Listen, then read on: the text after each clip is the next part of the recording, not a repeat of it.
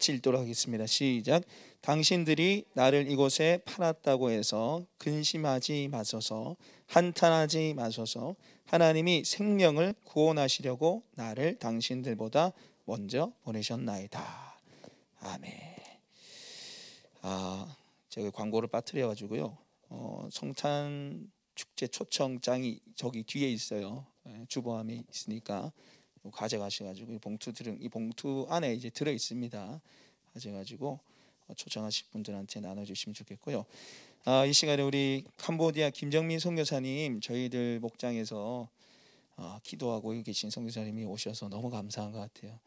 그래서 제가 기회가 되면 내년에 코로나가 어떻게 될지 모르는데 우리 10주년인데 우리 캄보디아 가면 얼마나 좋을까 그런 생각을 좀 합니다. 이 시간에 또 같이 말씀을 통해서 캄보디아를 품는 시간 되시길 소망합니다. 우리 선교사님 나오실 때 우리 박수하겠습니다. 박수. 네.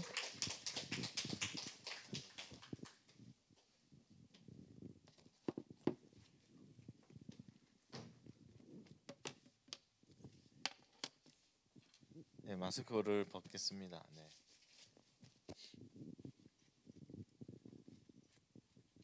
네, 마스크를 끼는 게 좀 더 잘생긴 것 같은데 네, 그냥 이해해 주시면 감사할 것 같아요.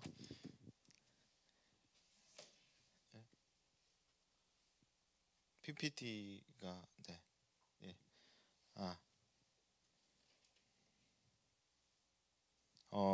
캄보디아 일단 처음 뵙겠습니다. 네, 만나서 너무 반갑고요. 이제 뭐지?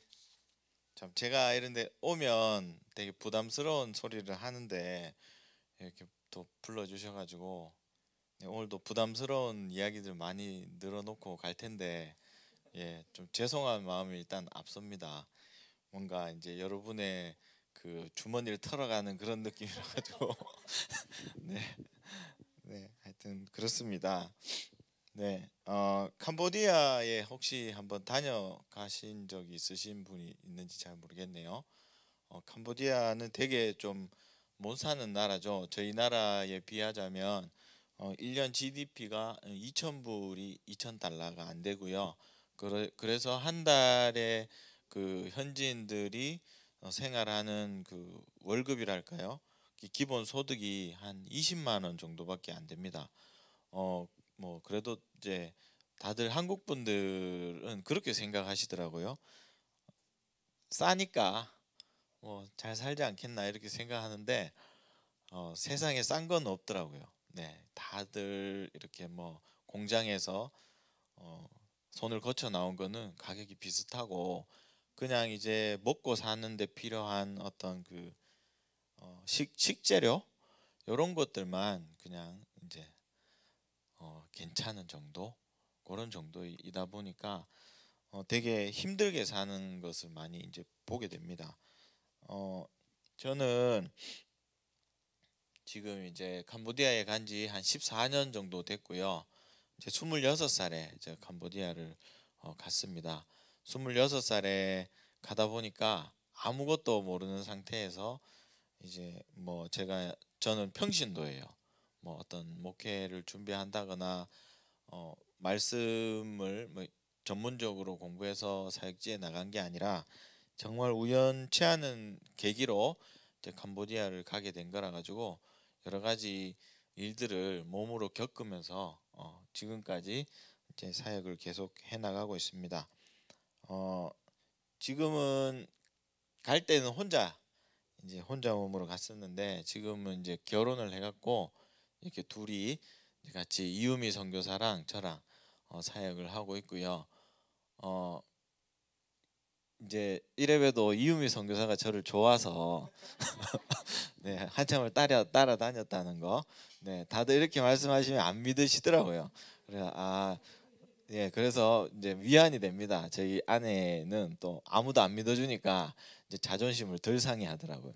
봐라 하면서 아무도 안 믿지 하면서 네, 이제 작년 4월 달에 결혼을 했어요. 한창 코로나가 저희 나라 대구에서 심하게 이제 생겼을 때 원래는 한국에 와서 이제 결혼을 하려고 했었는데 뭐 코로나가 이제 그렇게 나면서 부모님들께서 그냥 캄보디아에서 너희들끼리 해라 이렇게 돼가지고 결혼을 했고 이제 아기를 낳았습니다. 올해 그렇죠, 올해 9월 29일 네, 딱 결혼하고 한 1년 가까이 지나가지고 아기가 참 생겼어요. 저기는 저희가 이제 건축한 그 교회 예배당이고요. 그래가지고 이제 저기서 예배를 저희들끼리 성경에 손을 올리고 이제 그렇게 결혼을 했어요. 정말 특별한 결혼식이었던 것 같고 저도 그렇고 유미 선교사도 그렇고 그냥 우리는 좀 남들 하는 것처럼 하지 말고 그냥 간단하게 합시다 이런 얘기를 서로 오했던 잘 맞아가지고 안 그랬으면 결혼을 못했을 것 같아요. 저렇게 하려고 한 사람이 없지 않습니까? 그래서 한 10만 원 정도 들고 이제 옷 산다고 네, 딱 그래가지고 결혼을 다 잘 했습니다. 제가 이제 처음에 캄보디아에 들어간 얘기를 이제 조금 해드리고 싶은데 2008년도에 이제 그냥 꿈 없는 평범한 청년이었습니다. 모태신앙으로 자라가지고 중학교 때 이제 예수님을 인격적으로 만났던 것 같아요. 그리고 나서 열심히 교회를 다니면서 예배에 참석하고 이제 교회에 뭐 한다 그러면 항상 쫓아다녔던 그런 이제 젊은 시절을 보냈었는데 특별히 잘하는 게 없었어요. 공부를 되게 못했던 것 같습니다. 저 때만 해도 수능을 쳤었는데 제가 수능 성적이 400점 만점에 198점 정말 못했죠. 그러다 보니까 뭔가 저도 뭔가 잘하는 게 있었으면 또 그런 쪽으로 꿈을 가지고 또 그거를 통해서 뭔가 사회생활을 이어나갔을 텐데 진짜 소망이 없는 거죠. 어떻게 보면 하나님 말고는. 이 세상은 정말 냉혹하고 참혹하잖아요. 순서를 탁탁 매겨서 그 기준에 안 맞으면 이제 어쩔 수 없이 그게 맞는 또 일을 찾아야 되는. 그래서 하나님께 항상 그런 기도를 드렸습니다. 하나님, 내가 형편을 보니까 이 세상에서는 좀 어려운 것 같다. 하나님, 뭐 그래도 내가 신앙인이니까 뭐 무슨 일을 하든 어디에 가든 하나님이 기뻐하시는 그런 일을 했으면 좋겠습니다. 뭐 그게 농사가 될지라도 뭐 그런 기도를 하면서 이제 세월을 보내다가 군대를 갔다 오고 이제 캄보디아에 단기 선교를 가게 됐어요. 중학생들 둘이가 캄보디아에 이제 단기 선교를 가는데 누가 따라갈 사람이 없었던 거죠. 그래가지고 이제 얻어 걸려서 이제 한 달 정도를 캄보디아에 가서 생활을 하게 됐는데 한 달 동안 그 캄보디아에 있는 동안에 그 거기에 있는 청년들 어린이들을 만나면서 뭔가 내가 쓸모 있는 사람이 된 것 같은 그런 생각이 들더라고요. 현지인들이 저를 사랑해주고 제가 사랑해야 되는데 현지인들이 저를 더 관심 있게 따라주고 하는 그런 환경 속에서 내가 다시 캄보디아로 돌아오고 싶다. 한 달 있는 동안 그런 마음을 갖고 이제 다시 이제 한국으로 돌아오게 됐는데 돌아오는 비행기 안에서 이제 그런 기도를 했었습니다. 하나님, 제가 다시 캄보디아에 돌아오고 싶은데 부모님께 허락을 맡아야 됩니다. 부모님이 그때 이제 저 말고는 이제 자녀가 다 이제 출가를 했으니까 제가 이제 아버지 어머니를 돌봐야 될 텐데 부모님 허락을 안 해주시면 캄보디아에 다시 못 올 것 같습니다. 일단 그렇게 얘기를 하고 한국에 와서 부모님께 말씀을 드렸어요. 아버지 어머니께 캄보디아로 다시 돌아가야 될 것 같습니다. 가서 선교를 하고 싶습니다. 이렇게 얘기를 하니까 이제 아버지는 되게 쿨하신 분이셔가지고 그래 그러면 이제 선교사를 하겠다 이건데 앞으로 돈 벌 생각은 하지 마라. 절대로 뭐 너의 이익을 위해서 살지 마라. 네 알아서 해라 이렇게 이제 얘기를 하셨고 어머니께서는 조금 생각을 해보시겠다 이렇게 얘기하시면서 많은 갈등을 하시더라고요. 이제 그래도 자녀가 이제 남자가 저 혼자밖에 없으니까 그러면서 며칠 동안 생각을 하시더니 그 찬송가에 있는 그 아골골짝 빈들에도 복음 들고 가겠습니다 이런 찬양이 있지 않습니까? 어머니가 그런 찬양을 뭐 교회에서 많이 하고 이랬었는데 당장 내 자식이 선교지로 간다니까 그게 힘든 거죠. 그러면서 내가 이때까지 고백한 게 있고 나도 신앙인인데 내가 네가 가는 걸 어떻게 막겠냐. 그래 네 뜻대로 해라. 이렇게 해서 캄보디아로 다시 돌아오게 되었습니다. 그렇게 해서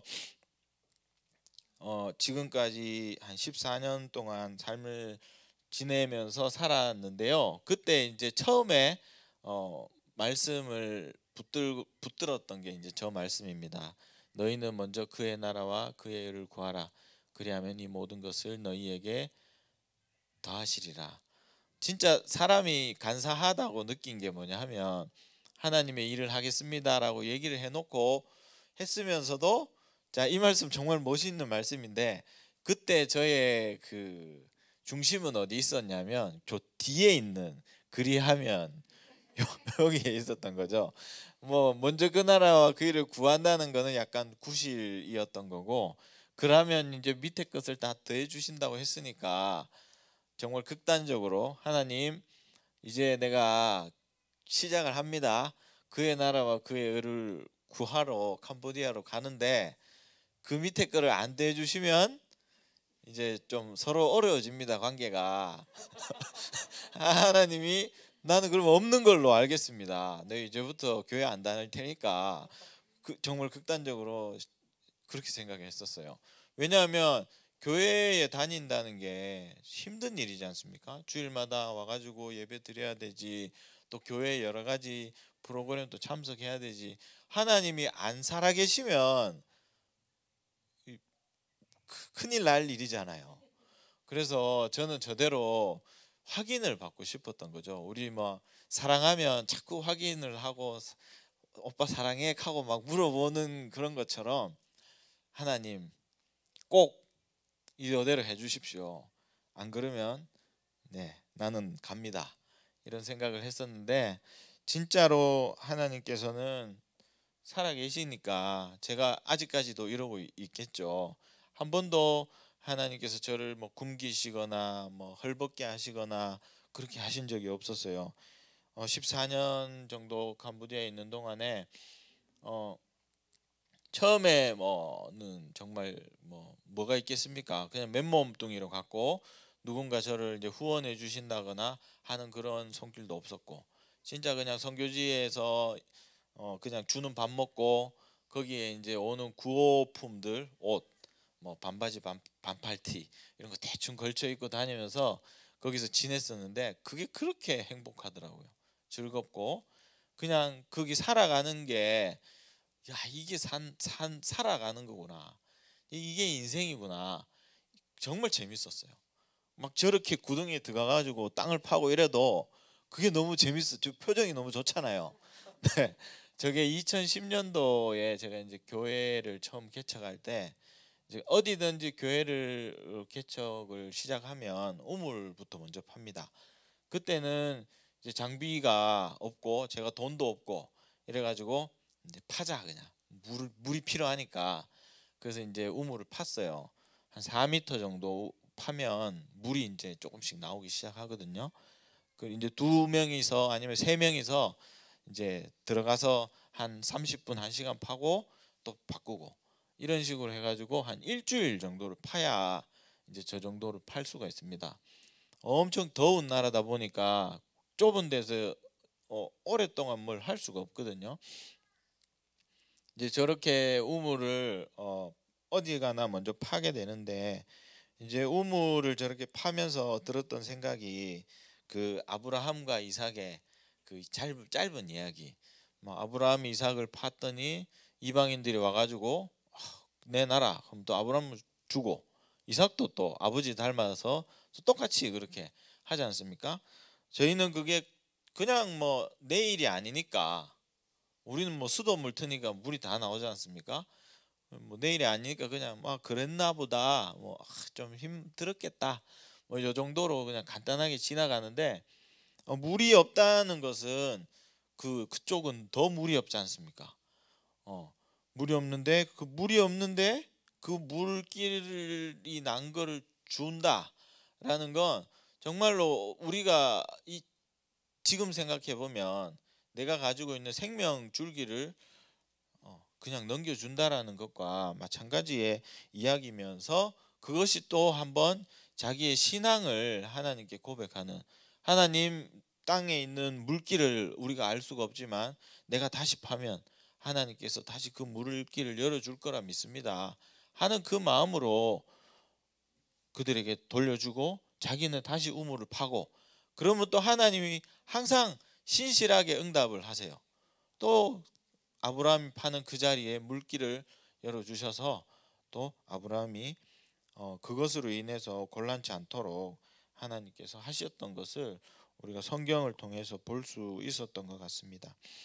내가 선교를 하러 갔는데 제가 그 생활 동안 느끼게 되는 것은, 하나님께서 항상 나를 더 하나님 알게 나를 더 선교해 가시고, 내가 더 깨닫기 원하시고, 내가 더 아버지의 그 살아계심을 확인하기를 원하시는구나 라는 것을 이제 선교지에서 더 많이 느끼게 됩니다. 그렇게 하다 보니까 이제 이렇게 안 살고는 안 되는 거죠. 더 해야 제가 마음이 편한 거죠. 네. 그렇게 해서 지금은 저희가 이제 4군데의 이제 사역지를 개척을 했습니다. 저희가 지금 브레이프로 마을, 따리움 마을, 뜨바잉 마을, 뜨람클라 마을, 이렇게 4군데의 이런 센터를 가지고 있는데요.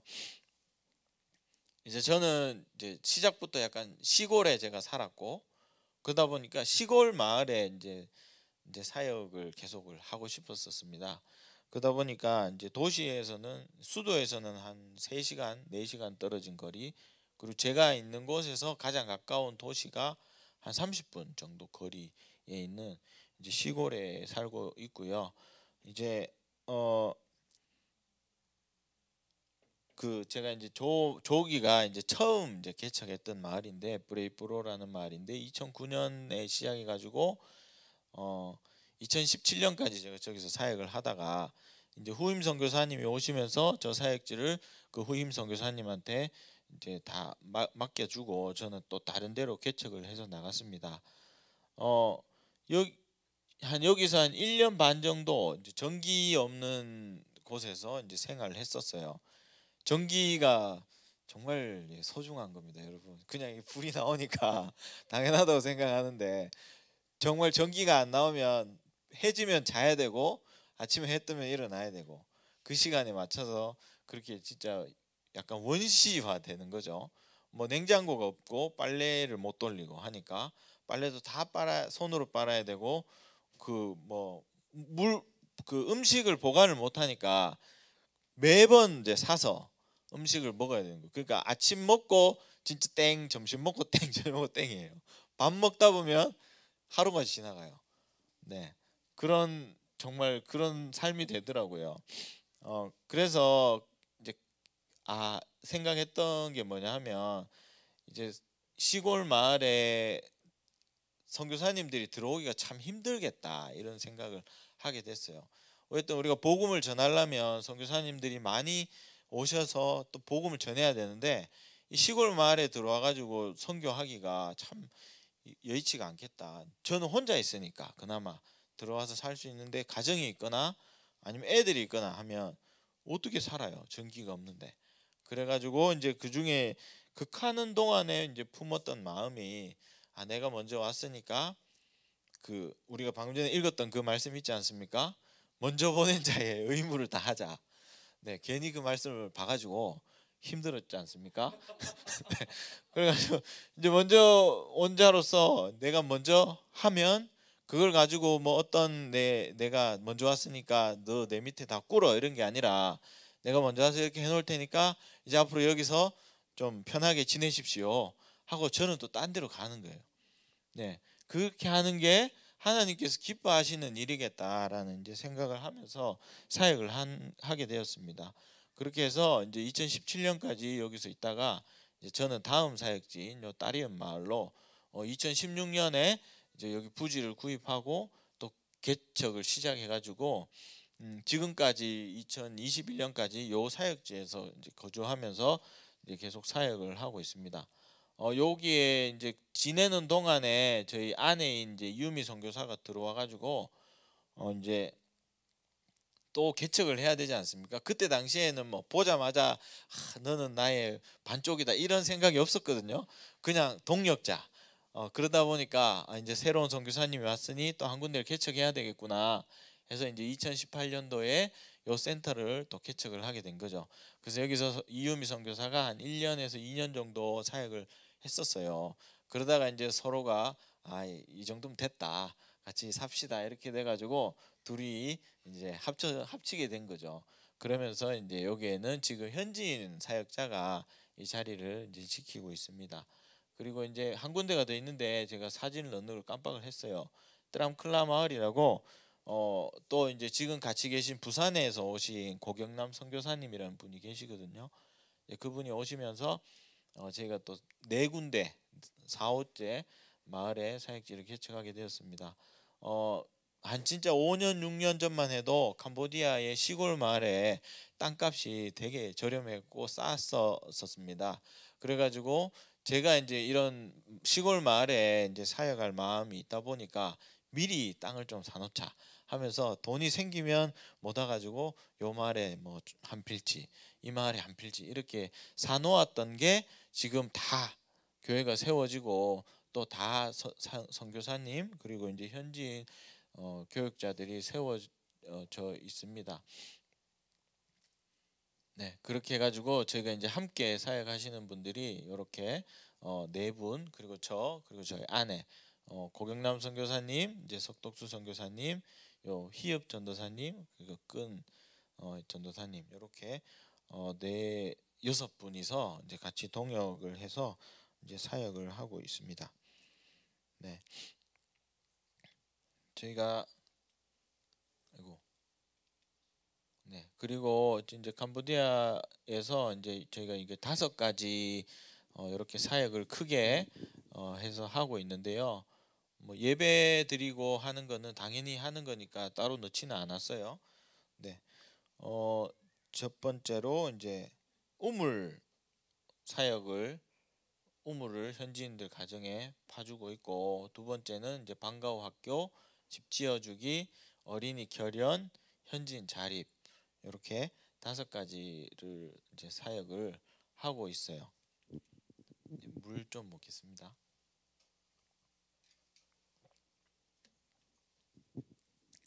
저 이제 사역을 이제 시작하면서 또 이런 말씀을 이제 보게 되었는데, 처음에 캄보디아 갔을 때는 저도 이제 되게 그냥 뭐 모르지 않습니까? 뭐 선교학을 공부했던 것도 아니고 이러다 보니까 그냥 막 가가지고 애들이랑 막 놀아주고, 그리고 막 이렇게 막 믿으라고 전하고 그러면 막 놀라운 역사들이 막 일어날 줄 알았습니다. 막 가서 막 아픈 사람 있으면 막 기도해주고 그러면 막 낫고 막 그럴 줄 알았는데 안 낫고 막 그렇더라고요. 기도를 열심히 막 해줬는데 막 더 아프고 막 이런 일이 생기니까 이 참 어렵다 하고 막 전한다고 사람들이 막 구름대 같이 몰려오고 안 그렇더라고요. 처음에 갔을 때는 그랬던 것 같아요. 근데 이제 보니까 그 말씀에 사람들이 이끌려 오기보다는 그 뭔가 주는 거, 그런 거 있지 않습니까? 아이들은 과자나 아니면 선물 주는 뭐 그런 거에서 많이 이끌려오고, 어른들도 뭐 지원해 주는 여러 가지 그런 것들에 의해서 사람들이 오게 돼서 이게 사람이 살아가는 것과 신앙생활을 분리해서 어떻게 해서는 잘 어렵겠구나. 우리가 선교지에서 당연히 뭐 믿음이 좋으신 분들은 막 어려운 환경들 이런 것들을 이겨 나갈 수 있는 믿음이 있으니까 그렇게 할 수 있다고 생각합니다. 근데 이제 선교지에 씨앗을 뿌리는 그곳에서 너희가 뭐 믿음으로 살아라, 그렇게 한다는 것은 좀 어려운 일인 것 같다. 그리고 이제 선교사를 하나님께서 파송하신 이유가 그런 이제 진짜 일어나지 못하는 사람들이 일으켜 세우려고 보내셨지. 그냥 옆에서 보면서 이렇게 애가 서도 뭐 하는데 그냥 빨리 일어나라 일어나라 말만 해갖고는 애가 못 일어나지 않습니까? 들었다 놨다도 해주고 다리에 힘이 길러질 때까지는 도와야 되는 것이 또 선교사의 사명이기 때문에 저희가 이제 삶 속에서도 들어가서 이 사람들이 진짜 그 복음이 무엇인가, 하나님 백성이 어떻게 살아가는가에 대한 것을 체험하고 이제 맛보아야 또 하나님께로 나올 수 있지 않겠나, 그런 이제 생각을 하게 된 거죠. 캄보디아는 이제 불교 나라인데 힌두 불교가 그 나라의 국교입니다. 힌두 불교가 좀 특이한 게 뭐냐면 엄청 뭐렇게 해야 되죠? 시끄럽고 복잡하고 약간 질서가 없다 해야 되나? 신들이 많아요. 그러니까 막 오만 신이 다 신인 거예요. 그리고 그 부처만 믿으라 이런 게 없어요. 그냥 아무 신이나 다 믿어도 되는, 그 힌두교에 나오는 신들이 엄청 많지 않습니까? 그냥 그걸 다 그냥 다 괜찮은 뭐 그런 게 이제 캄보디아의 이제 특징적인 종교의 모습인데 뭐 95% 이런 식으로 얘기를 하는데 아마 그보다 더 많이 되지 않겠나라는 생각을 합니다. 저희 교회에 이제 모임이 있어요. 예배를 드리고 설교가 끝나면 이제 청년들, 아이들, 어른들 다 모여가지고 성경 공부를 하는데 이제 그 성경 공부 시간에 기도 제목을 또 나눕니다. 이제 돌아가면서. 그런데 이제 거기 저희 교회 바로 옆에 있는 할머니가 있어요. 정말 술을 많이 드시고 술주정을 하시면서 항상 예배를 드리시는 분이 있습니다. 네, 정말 유쾌하신 할머니인데 이제 기도 제목을 나눠달라고 했더니 할머니께서 오토바이를 한 대 하나님으로부터 선물을 받고 싶다 이런 얘기를 하시는 거죠. 그러니까 할머니가 오토바이를 못 모시는데 궁금한 거예요. 오토바이를 타고 어디 가고 싶어 하시나. 그래서 할머니 오토바이를 타고 그 뭐 하나님이 선물해 주면 어디 가실랍니까? 이렇게 물어봤죠. 그러니까 할머니께서 그렇게 얘기를 하시더라고요. 하나님이 오토바이를 선물을 해주시면 내가 오토바이를 타고 절에 갈게. 이렇게. 그러니까 이게 하나님도 신인 거고 자기가 믿는 신도 그냥 신인 거예요. 이 하나님이 자기한테 좋으면 이 하나님도 믿는 거고, 그리고 자기가 믿는 또 그 종교는 또 그대로 믿는 거고. 그러니까 이게 하나의 하나님이라는 것이 없는 거죠. 이게 불교가 국교로 온 문화에 그리고 그들의 삶 속에 깊이 뿌리가 박혀 있다 보니까 그 우리가 아는 그 하나님에 대한 개념이 이들에게 이해가 되지 않는 거예요. 그래서 이게 단기간에 끝날 일이 아니다. 선교라는 게 그냥 뭔가 치고 빠져서 될 일이 아니고 진짜로 예수님도 그렇지 않습니까? 굳이 땅에 내려오셔가지고 우리와 함께 하시면서 우리가 사시다가 가셨던 이유가 그런 이유 때문이 아니었겠나. 어떻게 보면 더 드라마틱했을 것 같습니다. 예수님이 막 하늘에서 내려오셨다가 막 복음을 전하고 또 하늘로 올라가 버리시고 이러면 정말 신이 되셨겠죠. 우리와는 그냥 숭배의 대상, 뭔가 하나님께 지금의 아버지와 아들의 관계가 아닌 그런 관계가 됐겠죠. 근데 하나님께서 예수님을 직접 우리와 함께 살게 하셨던 이유는 그게 이제 우리와 하나님의 그 관계성의 회복을 위한 그런 이유가 있지 않겠나라는 그런 생각을 하게 되었습니다. 진짜로 성경에 나오는 것처럼 한 알의 밀이 땅에 떨어져서 그곳에 썩어서 죽지 않으면 어떤 새로운 열매를 맺기가 어려운 그런 구조로 되어 있구나. 이 인간이라는 것이 그렇게 하지 않고서는 도무지 믿을 수가 없겠구나라는 이제 생각을 많이 하게 되었고요. 그러면서 더욱더 이들의 삶 속에 깊이 이들과 함께 사는 시간이 많아야 선교를 더 바람직하게 더 잘할 수 있겠구나라는 생각을 하게 되었습니다. 그러면서 제가 이 말씀을 붙들고 열심히 사역을 하고 있습니다. 저희에게 빛이 있는 거죠. 그 빛은 곧 착한 행실이라고 성경은 말씀을 하고 계십니다. 그리고 그 빛을 안 볼 수가 없는 것이 어둠에다가 빛을 갖다 놓으면 아무리 구석진 곳에 갖다 놔도 그 빛이 보이게 마련입니다. 그게 작든 크든 그 빛은 빛나게 마련입니다. 그렇다면 그 빛을 보면 그것을 보고 하나님을 모르는 사람들이 하나님께 영광을 돌리게 되는 일들이 일어난다. 그리고 하나님께서 또 믿는 우리에게는 그렇게 해라라고 저렇게 이제 명령을 또 하고 계시다라고 저는 이제 그렇게 생각을 하고, 우리가 그냥 말씀을 전하고 사람들에게 어떤 그냥 행위가 없는 그런 걸로만 할 게 아니라 진짜로 세상에 나가서 뭔가 보여줄 수 있는 어떤 우리의 그런 희생, 그런 게 있어야 안 되겠나 그런 생각을 많이 하고, 지금 이 시대에 그게 더욱더 절실히 필요하겠다라는 생각을 하게 됩니다. 지금처럼 더 말씀이 풍부하게 전해지는 시대가 없었던 것 같아요. 뭐 유튜브 뭐 여러 곳에서 뭐 조금만 하면 우리가 말씀을 듣고 볼 수 있잖아요. 그런데 지금의 현상을 보면 그 말씀을 통해 더 그리스도인들이 많아지는 게 아니라 점점 줄어들고 있는 모습을 보게 되는 겁니다. 그렇다면 무언가 잘못된 게 있다라는 거죠. 그것이 세상에 나타나는 빛이 없어서 그런 것이 아닐까라는 생각을 합니다. 저희가 이제 그 내 마을에 각자 사역자가 있다 보니까 우물이 필요한 가정을 찾습니다. 보면은 되게 자기 스스로 뭔가 해결할 수 없는 처지에 있는 현지인들이 있습니다. 그런 사람들에게 이제 우물을 파주죠. 보통 이제 그런 분들은 옆집에 이제 물을 이렇게 얻어 쓰죠. 그러다 보니까 뭔가 관계가 틀어져도 되게 어려운 거예요. 물을 또 받아 써야 되니까 자기 성질대로 못 하고 항상 이제 참아야 되고 그런 일들이 발생을 하죠. 뭐 그러라고 우물을 파주는 건 아니에요.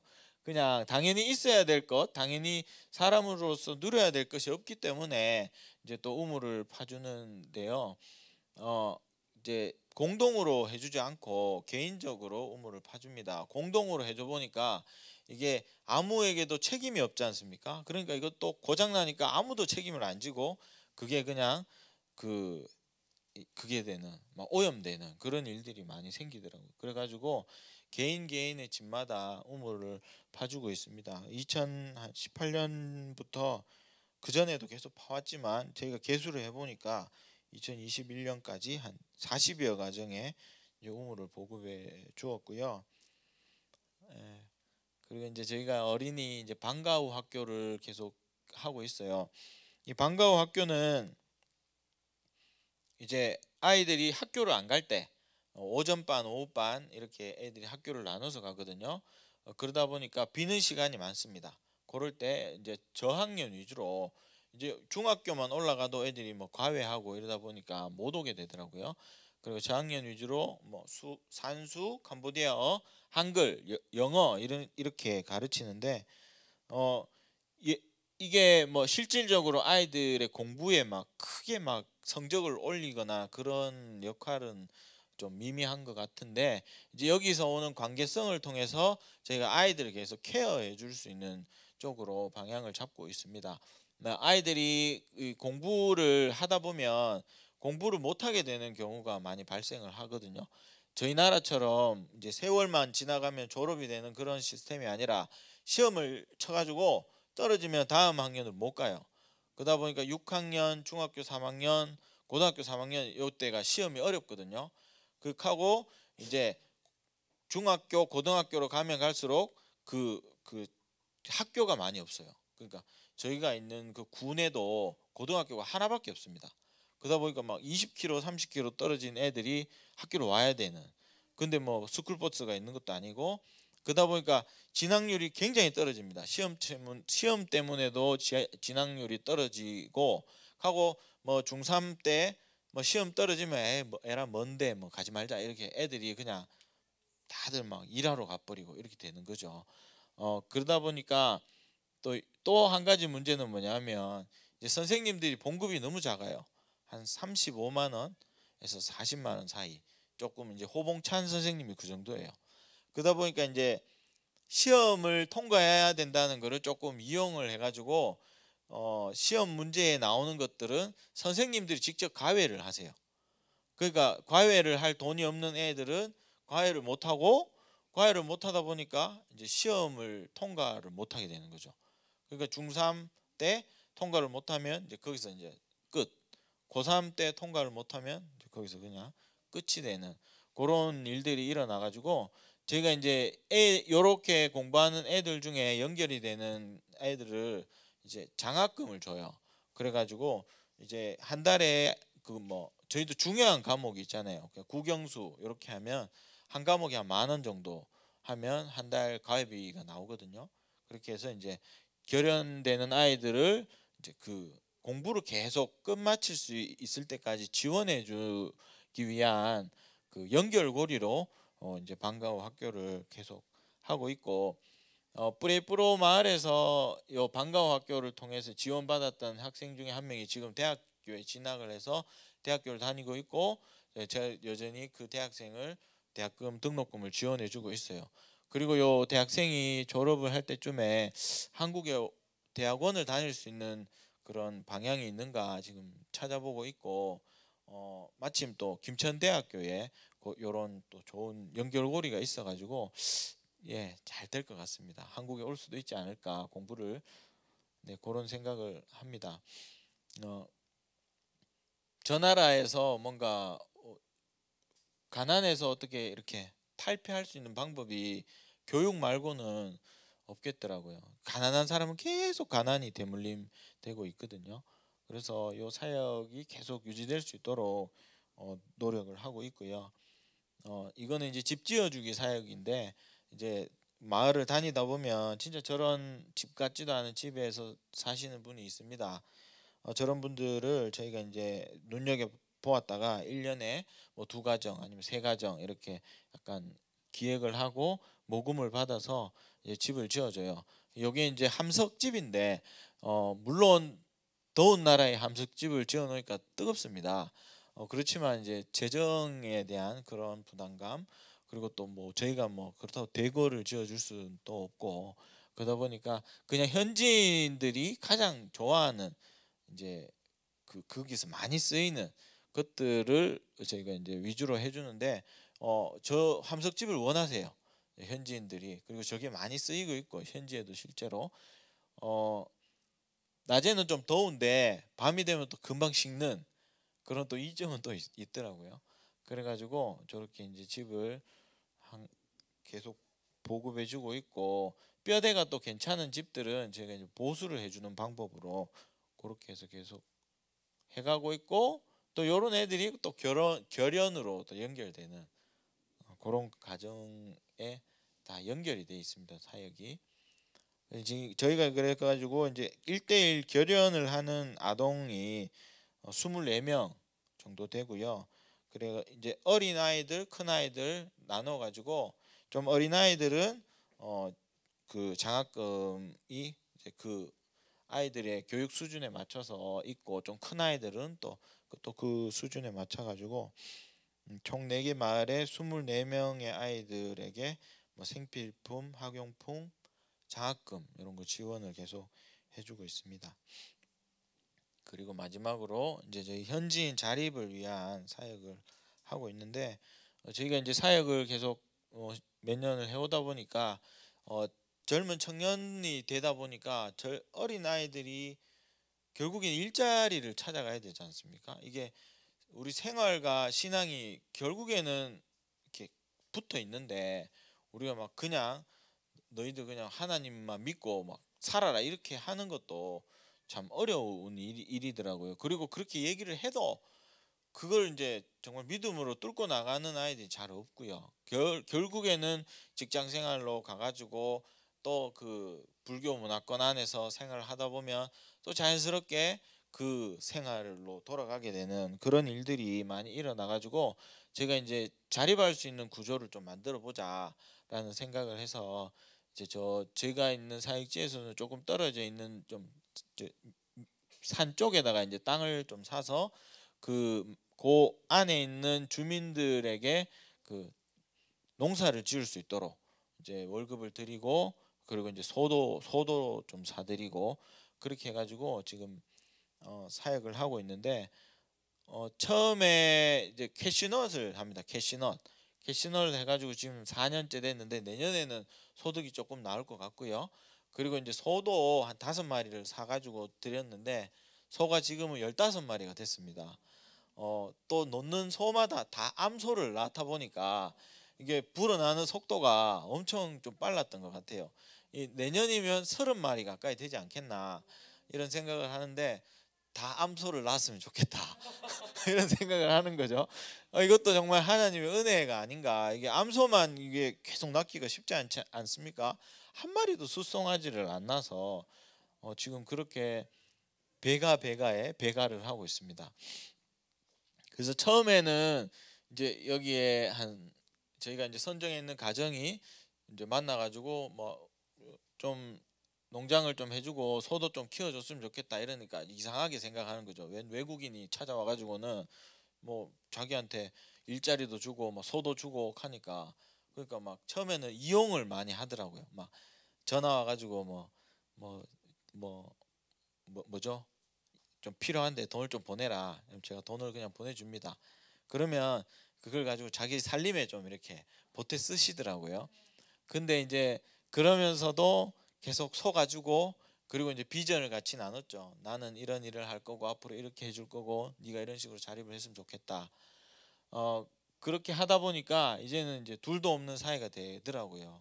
결국엔 정말 형제 같은 저 집 아이들은 저를 이제 큰아버지라고 부릅니다. 그리고 이제는 자기들이 뭔가 자발적으로 뭔가 일을 계속 하려고 하는 그런 이게 바뀌더라고요. 뭔가 자기가 봐도 소망이 생기고 꿈이 생기니까 뭔가 자기가 일을 하고 싶나 봐요. 그러면서 다행히도 예수도 믿게 되는 놀라운 일이 일어났어요. 제가 이제 선교지에서 뭔가 사역을 하면서 제일 조심스러워하는 부분이 뭐냐면 뭔가를 주면서 이제부터 내가 이거를 해줄 테니까 예수 믿어라. 정말 이거는 안 된다. 어떻게 보면 이건 폭력인 거죠. 내가 이걸 줄 테니까 네 앞으로 네 의사가 뭐든 상관없이 예수를 믿어야 돼. 이거 안 믿으면 안 줘. 이렇게 되는 거는 그분이 예수님을 인격적으로 만나서 자연스럽게 자유롭게 하나님임을 고백해야 되는 것임에도 불구하고 그 자유를 제가 뺏는 거잖아요. 그래서 이렇게 하면 절대 안 된다. 그냥 이제 기도하면서 그냥 툭툭 던지는 정도. 뭐 내가 믿는 하나님 이런 하나님인데 참 좋다. 그리고 뭐 밥 먹을 때 같이 기도나 한번 합시다. 이 정도예요. 그랬는데 이제 그게 이제 가뭄에 가랑비에 옷이 젖듯이 이분들이 작년에 막 집에 막 안 좋은 일들이 엄청 많이 일어났어요.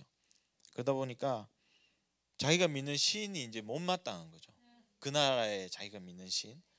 그러다 보니까 이제 자기가 직접 예수님을 믿어보자 이렇게 결심을 하고 자기가 직접 전도사를 찾아 나선 거예요. 우리 여기 전도사가 어디 있나.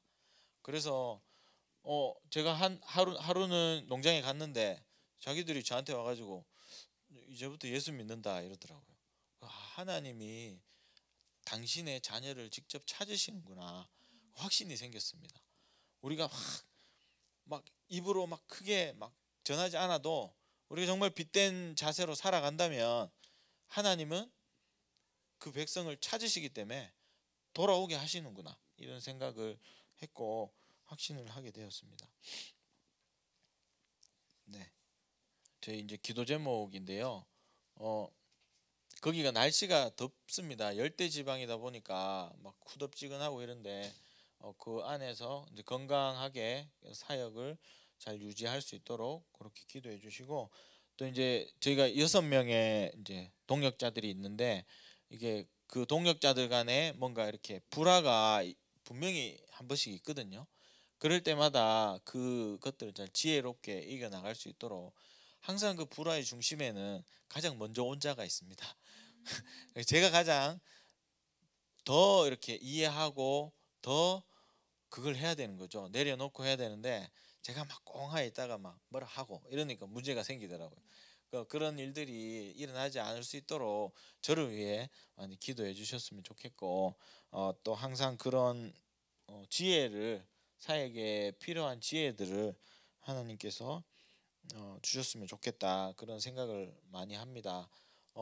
아까 위에 보시면 되게 많은 일을 한 것 같죠.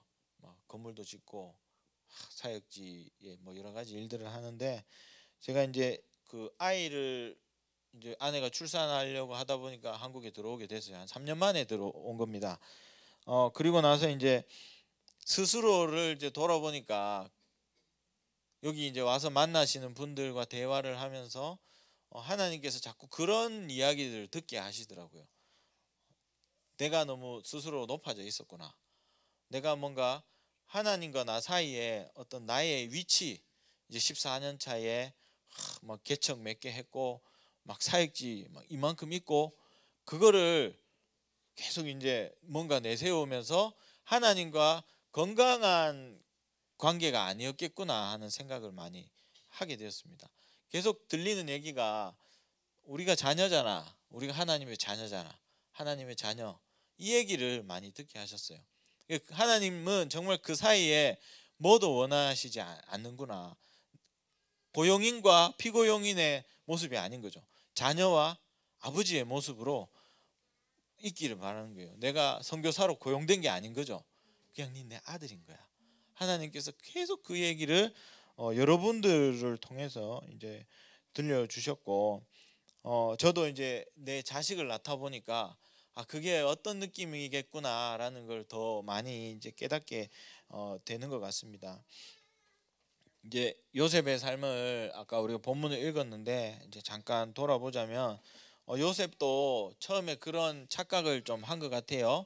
이제 거대한 꿈을 꿨지 않습니까? 막 아버지네 형제들이 막 나한테 다 무릎 꿇어 경배하는 그런 꿈을 꾸고, 이제 세상의 기준으로 그 꿈을 판단한 거죠. 이제 내가 된다, 아버지, 형님들 내 앞에 다 무릎 꿇을 거야. 그랬는데 그게 하나님의 뜻이 아니었었던 거예요. 그리고 이 요셉은 팔려가게 됩니다. 그리고 엄청 고생을 하죠. 근데 성경에서는 하나님께서 그 요셉과 항상 함께 하셨다라는 말을 빠지지 않고 그 요셉의 모든 과정에 써 놓은 것을 보게 됩니다. 그러면서 하나님과 동행한 사람의 결과가 어떻게 되느냐, 하나님의 뜻을 발견하게 된다라는 것을 우리에게 성경이 말해 주는 것 같습니다. 그래서 그 요셉이 정말 원수 같은 자기의 형제들을 만났을 때 그 형제들을 원수로 보지 않고, 하나님 아버지의 뜻이 그러했기 때문에 내가 먼저 왔고 형님들을 살리기 위해서 하나님이 나를 보낸 거지 형들이 나를 보낸 게 아니다 하면서 자기 형들을 다 용서해주고 그들을 다 품을 수 있는, 진짜로 하나님의 꿈을 자기의 꿈으로 받아들이는 자리에까지 이르렀다라고 생각합니다. 요셉의 위대한 점은 그거 같아요. 그가 뭐 총리가 됐다, 하나님은 총리에 아무 관심도 없으실 거예요. 아마 요셉이 성경에 쓰인 이유는 저는 그거라고 확신을 합니다.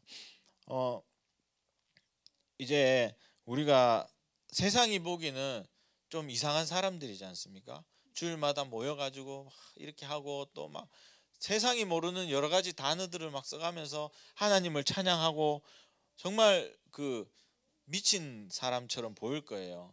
예.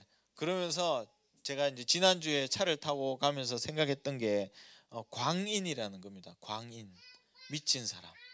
세상이 바라보기에 우리는 너무 이상한 사람들입니다. 그리고 또 하나님이 바라보기에도 광인입니다. 빛의 사람. 우리가 더 광인이 되었으면 좋겠다. 나도 더 광인이 되고 하나님도 우리를 바라봤을 때 네가 더 빛나는 사람이 되라. 그리고 세상에서도 진짜 광인이 되라. 미치려면 확실히 미쳐라. 세상이 우리를 보고 저 예수에 미쳐가지고 그런 사람을 원할지도 모르겠다라는 생각이 듭니다. 저 사람 저거 예수에 미쳐가지고 항상 양보하고 항상 희생하고 저 사람 저거 참 좋은 사람이다. 그렇게 그리스도인들이 모두 예수께 더 미친 사람이 됐으면 좋겠다라는 생각을 합니다. 우리 모두가 그런 사람이 되기를 소망하고요. 또 우리 교회가 이 교회가 그런 빛나는 교회가 됐으면 좋겠다라는 생각을 합니다. 이렇게 착한 삶을 살고 착한 일을 하려고 다녀보니까 이게 참 쉽지 않고 참 상처를 많이 받는 일이 일어나더라고요. 뭔가 잘해주면 저 사람도 나에게 좋은 리액션이 와야 될 것 같은데 내가 더 희생을 하려고 하니까 더 뒤통수를 치더라고요. 더 막 삥땅을 치고 막 와가지고 막 힘듭니다. 꼭 보답할게요 하고 해줬더니 사라지고 그런 일들이 비일비재하게 일어납니다. 옳은 일을 한다고 착한 일을 한다고 내 삶에 기쁜 일이 일어나고 더 좋은 일이 일어나지 않더라고요. 그런데 그렇기 때문에 교회가 있는 것 같아요. 이 자리에 나와서 우리가 예수를 위해 살다가 이런 일을 당했다. 그러면 또 내 옆에 내 형제가 나도 그랬다. 형제여 힘내라. 주님이 기뻐하신다. 서로가 서로를 위로하고 이 길이 하나님으로부터 벗어나 있지 않음을 서로가 서로에게 확신시켜주고 또 우리가 힘을 모아서 더 하나님을 닮아갑시다 라고 기도할 수 있는 자리가 이 자리가 되어야 된다고 생각합니다. 여기에 와서 더 높은 자리에 앉으려고 더 빛나는 자리에 앉으려고 나의 바벨을 쌓으려고 기도하는 것이 아니었으면 좋겠어요. 이 자리가 그런 자리가 될 때 진짜 이 경주 땅에 빛나는 교회로 세워질 거라고 저는 믿습니다. 하나님의 나라가 세워지기를 하나님의 백성, 하나님의 자녀로서의 정체성을 가지고 살아가시기를 여러분들 그런 성도님이 되시기를 저는 원하고요. 저 또한 캄보디아에서 그렇게 살아가도록 모든 여러분들께서 기도해 주시면 저도 그렇게 열심히 살도록 하고요. 또 다음에 올 기회가 있으면 또 여러 가지 힘들었던 일들 여러분께 토해낼 거고 그러면 또 여러분들도 저 위로해 주십시오. 틀리지 않았다. 네, 그런 관계가 되었으면 좋겠습니다. 네, 이상입니다.